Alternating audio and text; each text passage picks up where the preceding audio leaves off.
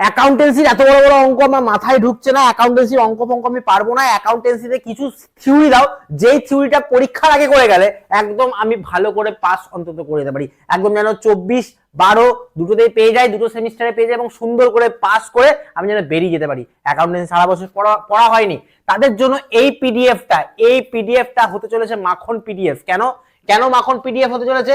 এই পিডিএফটার মধ্যে আছে অনেক কিছু অন্যরকম। সেই অন্যরকম গুলো কি কি?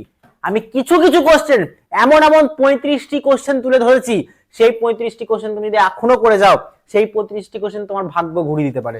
দেখো, প্রথম চ্যাপ্টার যেটা change in profit sharing ratio, সেইখান থেকে এই কোশ্চেনটা তোমার খুব important. What do you mean by reconstruction of partnership firm, under which circumstances reconstruction of partnership firm is needed.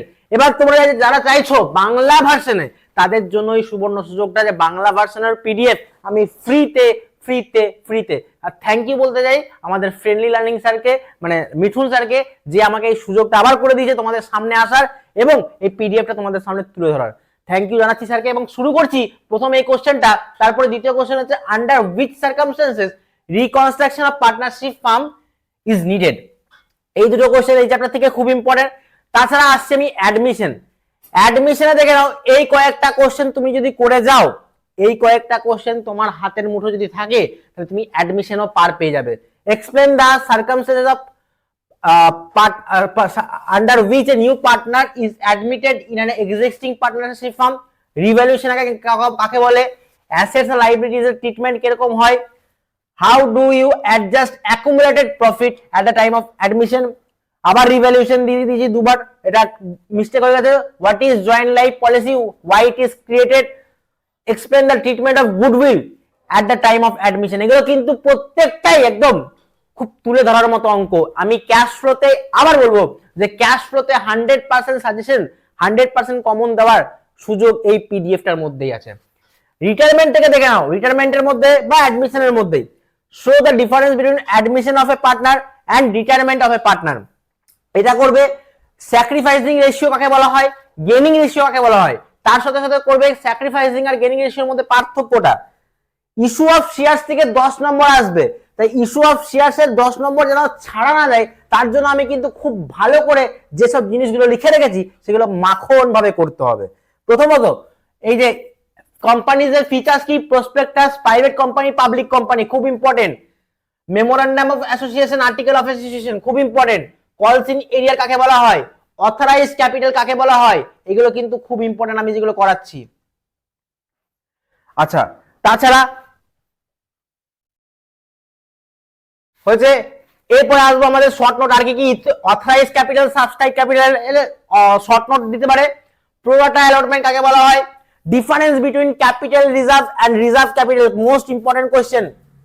Difference between capital reserve and reserve capital, difference between capital reserve and reserve capital, এটা কিন্তু খুব ভালো করে করবে। তাছাড়া কোনটা করবে,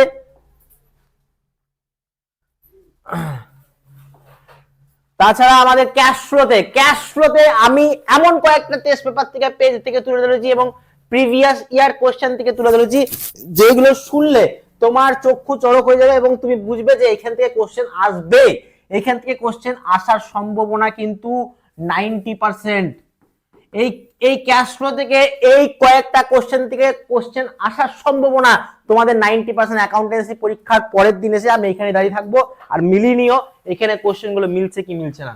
what is cash flow statement, mention the objectives of cash flow statement, write the advantages of cash flow statement, limitation of cash flow statement, এটা খুব important. Importance, limitation, advantages, cash and cash equivalent কাকে বলা হয়। তাছাড়া বলতে পারে cash book আর cash flow স্টেটমেন্টের পার্থক্য, রিসিভ পেমেন্ট এবং ক্যাশ ফ্লো স্টেটমেন্টের পার্থক্য। আরেকটা জিনিস তোমাদেরকে ক্যাশ ফ্লো স্টেটমেন্ট থেকে দিতে পারে, বলতে পারে যে অপারেটিং অ্যাক্টিভিটিজ এর কিছু এক্সাম্পল দিয়ে দিল।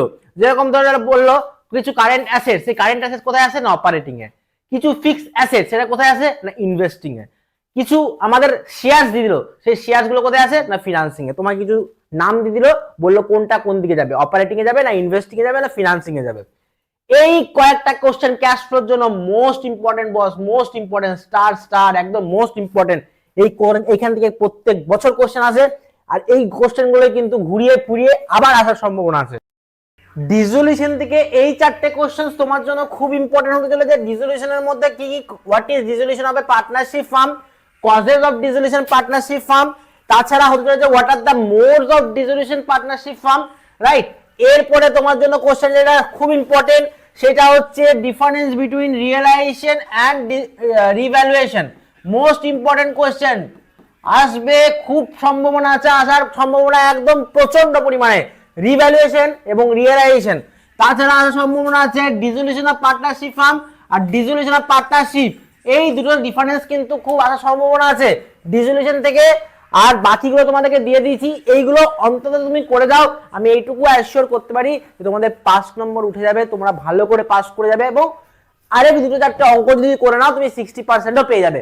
এবারে তোমরা যদি অঙ্ক দেখতে যাও, অঙ্কের ভিডিওগুলো আমার চ্যানেলে দেওয়া আছে, সানুদা চ্যানেলের নাম, তোমরা গিয়ে দেখতে পারো। আর আমি থ্যাংক ইউ আবার বলতে চাই মিঠুন স্যারকে, যে এত বড় একটা সুযোগ করে দেওয়ার জন্য, তোমাদের কাছে পৌঁছানোর জন্য। হয়তো তোমাদের কাছে পৌঁছানোর সুযোগটাই পেতাম না যদি মিঠুন স্যার না থাকতো। তাহলে আমি এই সুযোগের জন্য সত্যি কৃতজ্ঞ ছিলাম, আছি আর থাকবো। তোমরা এই কোশ্চেনগুলো কিন্তু অন্তত করে যেও, তোমরা পাস করবে, এটা আমার বিশ্বাস।